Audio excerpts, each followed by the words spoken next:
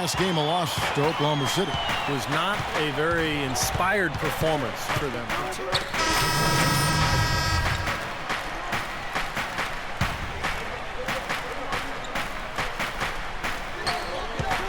Shot from the inbound, and the bucket counts, and he's on his way to the free throw line. Try to make it a three-point play. It's a great job getting the ball inside now. I mean, they're intentional about it. The coach really wants them to show some physical presence here in the second, and they've shown that. And a chance now to catch up on some numbers here. The hustle stats for the Timberwolves. It looks like they're ready to run, fellas. I mean, they haven't hesitated at all to get out on the break so far. Well, the other thing I like is defensively they're causing turnovers, and that's allowing them to get into transition. Now Budinger after the missed three from Larkin, and he gets the bucket. And now it's a 9-point Timberwolves lead. They have repeatedly probed inside in the first half, guys, and it's paid dividends. Yeah, it sure has, Clark. I mean, with as many points as they've gotten in the paint, they really haven't had to do much on the perimeter. Oh, he's going to keep banging those home if you give him that much space. That's a 2 from Smith. It's rebounded by Dallas. This is their first chance this season playing the Timberwolves. Well, it was a disappointing season series a year ago. They split against a team they thought they should have handled pretty easily. Passes it to Lito. Here's Larkin. Fires the three. No luck. And that does it for the first one. Thank you, Kevin. I'm here with Coach Rick. Now, presented by Sprint. And it's a good one. The Sprint Halftime Report, presented by Sprint. And a look at the 3rd Avenue Bridge.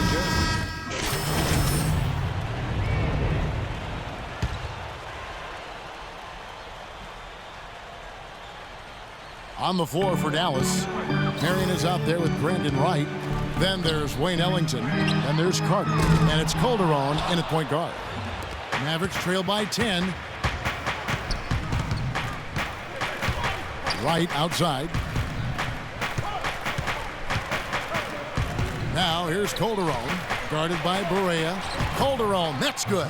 He had his choice of finishing moves there, and you just got to love the fact he went old school with the finger roll. Love with the screen for Smith. Dishes it to Budinger. Back to Smith. Smith off a pick from Love. And the call is going to be, yes, it is, an illegal screen. That's 3 turnovers for him in this quarter alone, guys. He's got to be better with them. Calderon with it. 6 points for him.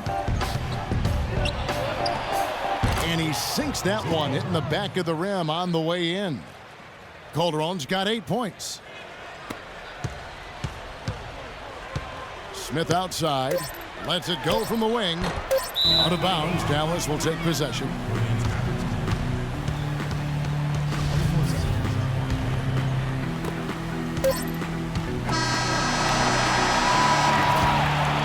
And as we end the third quarter,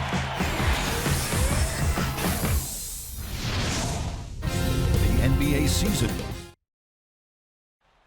while we have the chance now, folks, let's go to our State Farm assist of the game. I was hoping we'd get a chance to see this one again. Thank you, Lonnie and the truck, for showing it. But it's passing like this that makes the basketball purists happy. This is the beauty of the game right here. Williams and Love at the 4 and 5.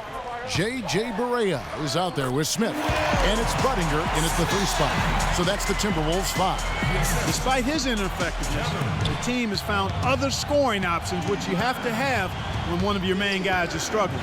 Here's Larkin after the made shot from Smith. Lets it go with a 3.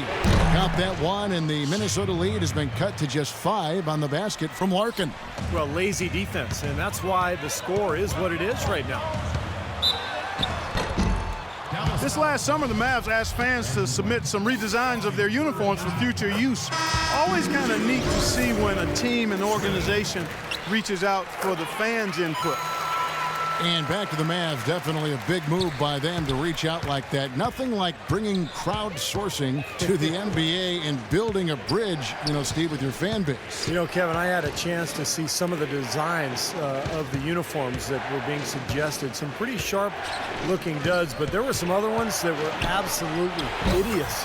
So let's hope the decision makers in the Mavs organization pick some of the, let's say, the more clean-looking new uniform suggestions.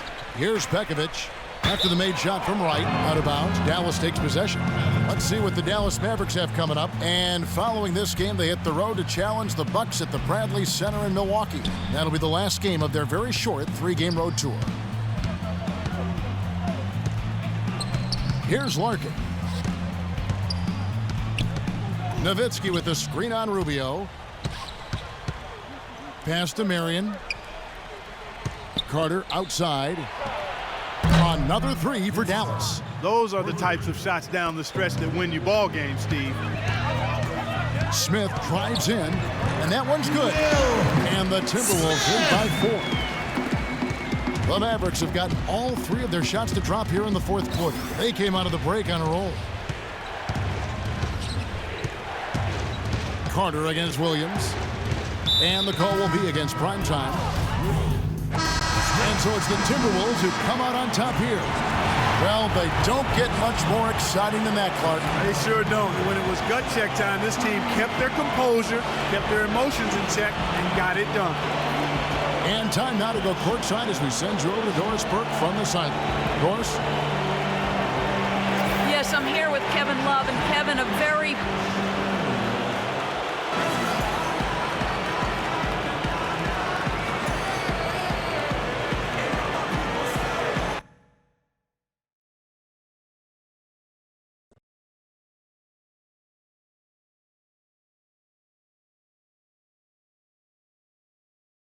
Coach, what can you point to as the main reason why you lost this game?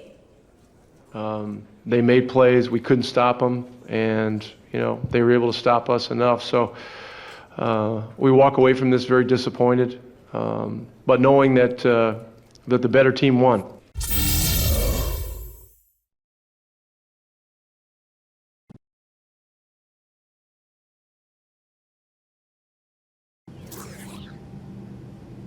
Your flight crew wants to be the first to welcome you to Los Angeles. Please prepare for landing.